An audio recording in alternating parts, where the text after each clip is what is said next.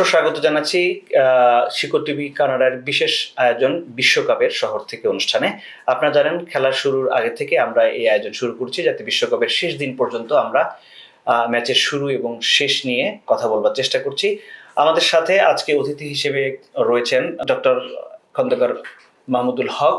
আমাদের এমন একজন অতিথি আজকে আমরা পেয়েছি যিনি ইকুয়েডর এবং কানাডার মধ্যে খেলাটি, এই যে বিএমও স্টেডিয়ামে যে খেলাটি আজকে অনুষ্ঠিত হচ্ছে সেখানে উনি নিজে উপস্থিত থেকে খেলাটি দেখেছেন এবং ইকুয়েডরের মতো একটি শক্তিশালী দলের সাথে যেদিন কানাডা ড্র করেন সেদিন উনি সেখানে কানাডার পক্ষে গলা ফাটিয়েছেন সমর্থক হিসেবে।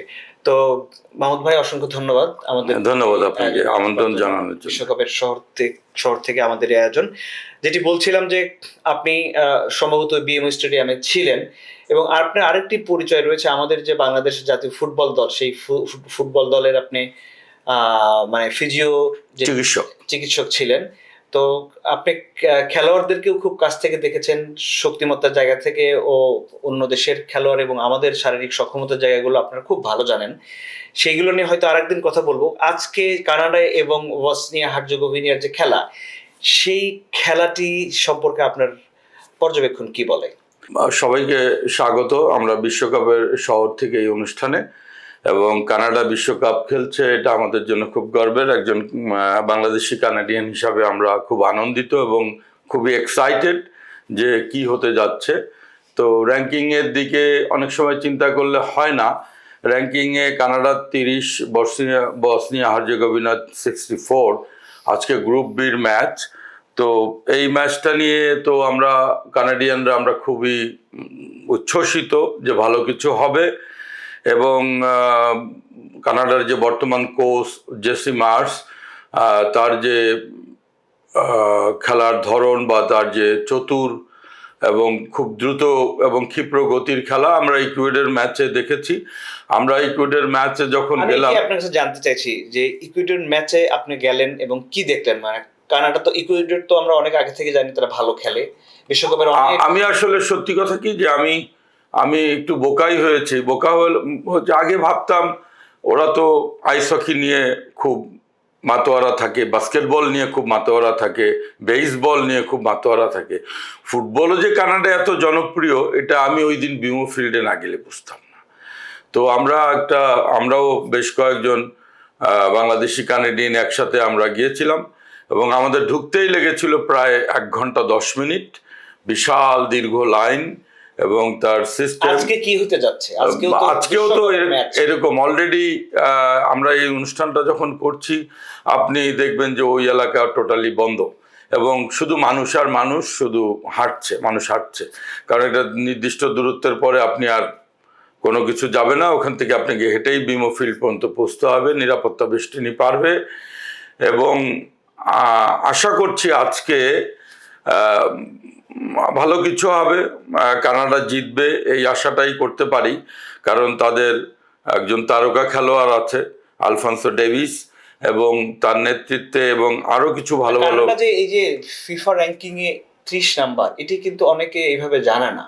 কানাডার এই ফুটবলের উত্তরণ কিন্তু সাম্প্রতিক সময়ে, এই জাস্ট লাস্ট কয়েক বছরে।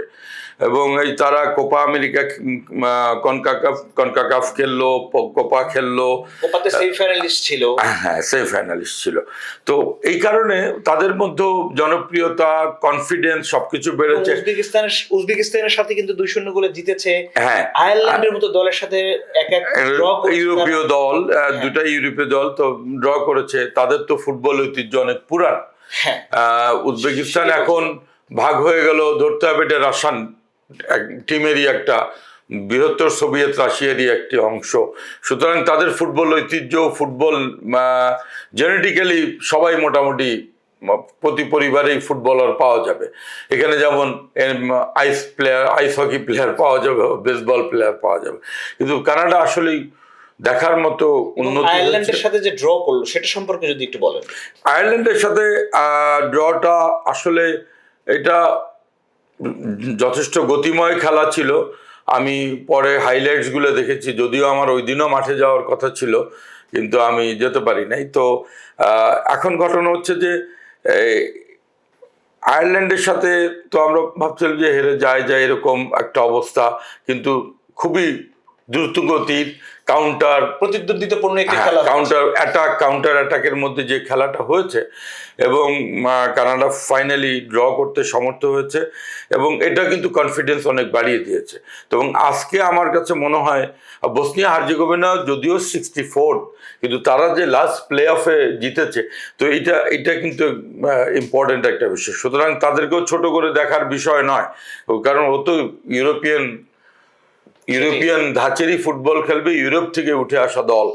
তো সুতরাং আমরা আশা করি আজকে হাড্ডাহাড্ডি লড়াই হবে, এবং একজন বাংলাদেশি কানাডিয়ান হিসেবে আশা থাকবে কানাডা জিতুক, আমরা শেষ হাসিটা হাসি। আরেকটি কথা আপনার কাছে জানতে চাই যে এই যে কানাডাতে বিশ্বকাপ ফুটবল উৎসবের যে আবহটা, টরন্টো এমনিতেই প্রচুর মানুষ থাকে, সেখানে যখন বিশ্বকাপ ফুটবলের ম্যাচ হয় তখন টরন্টোর চেহারা কেমন হয়? আসলে এটা তো প্রথম বিশ্বকাপের আয়োজনের ম্যাচ, কিন্তু টু টেল ইউ ফ্র্যাঙ্কলি আমি কিন্তু ওইরকম উত্তেজনা দেখছি না।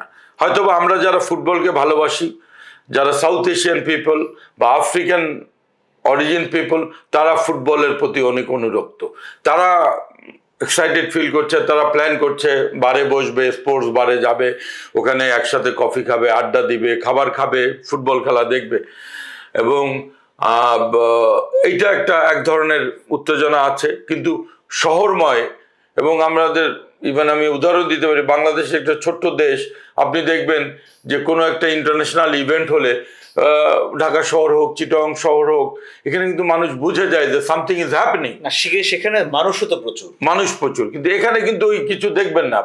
আপনি পুরো রাস্তায় আমরা আসলাম, কোথাও কিন্তু ওই ফুটবলের যে ছোট্ট একটা প্ল্যাকার্ড বা ছোট্ট কোনো কিছু ঝুলছে যে ওয়ার্ল্ড কাপ হচ্ছে, ওই আবহাওয়াটা আপনি পাবেন ডাউন টাউনের দিকে গেলে। হ্যাঁ, সেখানে ছাড়া পাওয়া আসলে মুশকিল, একটু পাওয়া যাবে। কানাডা অনেক বড় একটি দেশ, ফলে আনন্দ এবং আতিশয্য এবং উচ্ছ্বাস এখানে অনেক বেশি ছড়িয়ে থাকে বলে হয়তো এক জায়গাটাতে খুব বেশি কনসেন্ট্রেটেড হয় না।